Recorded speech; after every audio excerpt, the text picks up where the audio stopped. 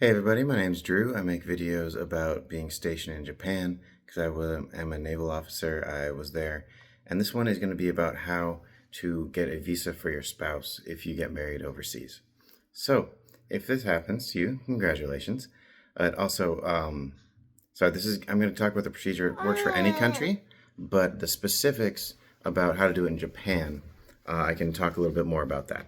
And this is also going to be about, first up, getting a conditional permanent resident or green card, not naturalization or becoming a citizen, because we haven't done that with my spouse yet. So this is about how this all works. This is my son. He is a citizen. But yeah, let's get to it. So first up, if you're going to get married in the United States, you need to apply for a fiance visa to bring them to. I'm probably gonna say her a lot because I'm thinking about my wife, but it could be a he, she. I don't judge. Do your thing. So you have to apply for a fiance visa to bring them to the United States. If you just come in on a tourism visa and then get married, that is actually visa fraud. That's one of the things that this administration is trying to crack down on. They're trying to crack down on like literally everything, right? So that's one thing. So apply for the fiance visa. But if you get married overseas and you're stationed overseas, there's a faster way to start the green card process because the green card process takes years otherwise. So first thing you have to do, your legal office will give you some stuff on this as well. Show you all the instructions. But you have to file the petition 130, which is called Petition for Alien Relative. And that is all their information about how you're going to come, all their life and biographical information. And it's not in any instructions, but it is in the 130 instructions that you also have to fill out 130 alpha, which is showing that financial means, so they're not going to be living in poverty. All right, and that's like kind of hidden in there. So you have to fill out both those forms, and then,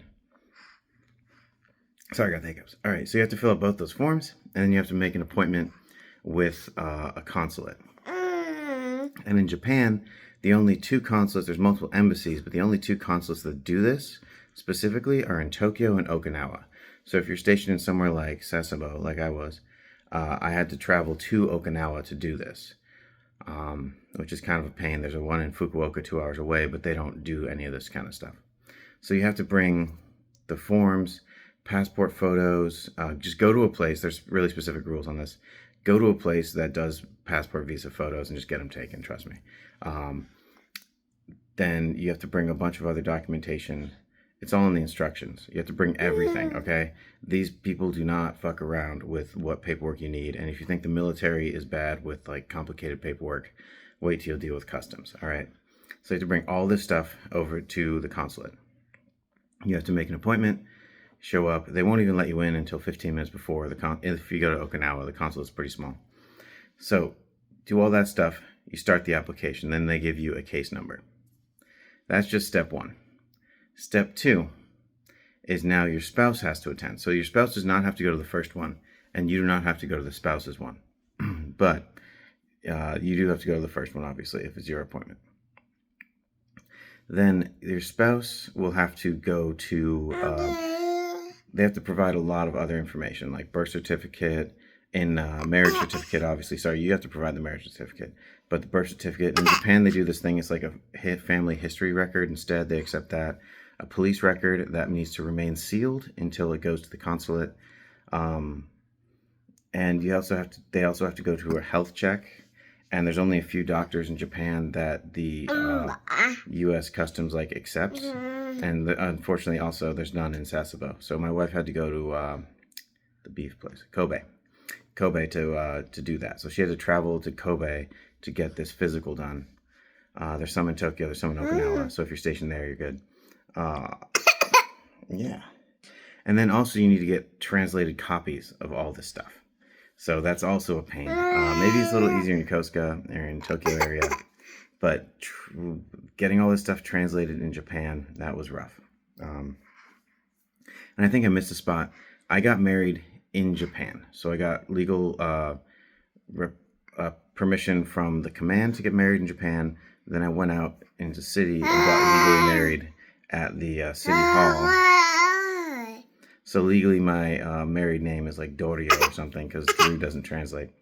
And I'm technically not married in the United States. I'm just the United States recognizes the marriage of Japan. So yeah, maybe I can.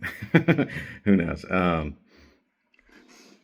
Anyways, I'm not going to talk about any of that stuff. I love my wife. I'm very, very faithful to her. So what was I going to say? You have to bring all this stuff. So then after you spend all this time collecting all these things, your spouse needs to go to the visa or the consulate, and the same one you went to, provide the case number that you gave them, and give them all these papers. And this can be like several months of getting all this stuff. But once they get that, then they get a stamp or a page put on their passport. Okay, and that gives them 6 months to enter the United States from when that page is put on the passport. So that's kind of weird. There's an expiration date there. But then when they travel to the United States and enter anywhere, so this could be Guam, Hawaii, any place you go through customs, it doesn't have to be like continental United States, they get a stamp on that visa page. And so then they are now legally authorized to remain in the United States for 1 year from that stamp, the date of that stamp. Okay. And then once that happens, you can apply for the green card. Or actually, the green card is automatically going through. So it's a myth that you automatically get approved if you marry an American citizen overseas. It's a little easier to do it, but that's going to be processed. And then customs will mail that to your house. So if you ever move, you have to check with customs, or you have to update your address with customs. Even if you have mail forwarding service, for some reason, customs mail is not forwarded, and you have to show that, you have to put it on the website. And I know this because I updated my address. It changed. They sent it to the last place I lived, and it got lost in the mail. And customs was going to make me go over and do all this shit all over again. So that was like another 3 years of waiting for a green card. And I literally had to write my congressman and proving them. They didn't really understand why. I proved to them, hey, customs screwed up. I didn't, because the first time I talked to them, they were like, yeah, they say your application isn't on file. And I was like, yeah, because they lost the last one. It took a few times for them to truly sink in that it was customs that made the mistake and not me. All right. So you have to advocate for yourself. And then also with the stamp thing, we didn't get my wife's social security number. So when I was filing my taxes, we went to the customs social security office to get this social security number. And they were saying because the visa date on her page of her passport was expired, she wasn't in the States legally. I went back and forth with this woman, paperwork office drones, completely unaccountable to customers, right? They don't give a shit what you say. So I just walked out on her. We got another appointment. They tried the same thing. And I had to literally show them the printout from the customs office explaining this stamp. So yeah, this is not fun. And then also I have luckily not had the pleasure of getting caught up by like ICE or Customs Border Patrol. But those guys don't give a shit about the law anyways. It doesn't matter what your paperwork is to them. But yeah, be prepared to explain that one a lot. But you're also legally allowed to stay in the United States even if that stamp goes past that expiration, if your green card is still pending or their green card is still pending. All right. But if they ever leave the United States, that's considered like abandonment of the green card. So if your family wants to go back, they have to put in or spouse wants to leave the United States, you have to put in a whole other thing, other paperwork to get approval to leave the country and still have your green card application pending. Military PCS orders do not count. Still run that by your legal office. But TAD stuff where if you are being sent alone but your spouse is not, that's not going to count. And if you want to bring them along, you have to fill out that form as well. Yeah, trust me, this is a pain in the ass. And the other part I haven't mentioned is that all this stuff costs a lot of money. I spent over, each one of these appointments has like fees. I spent over $1,000 in these things. And that's not counting the fact that I took a 2-day trip down to Okinawa. My wife took a 2-day trip down to Okinawa. My wife went to Kobe for the doctor's appointment, paid for the doctor's appointment. I mean, I paid for it. I sent her the money. And then the doctors even tried to call her back. And then the last minute said, no, you're okay. But we still made the plane ticket and reservation. Couldn't get our money back for that. So all this stuff costs a lot of money. And then next year, she's running up on the end of her conditional permanent residency, which is because we were married for less than 2 years when she came here, that she was a conditional permanent resident, that her green card is only good for 2 years. And now I have to pay $700 to get that updated to a lifetime permanent resident. Yeah, so they really screw you, and this is just endless paperwork.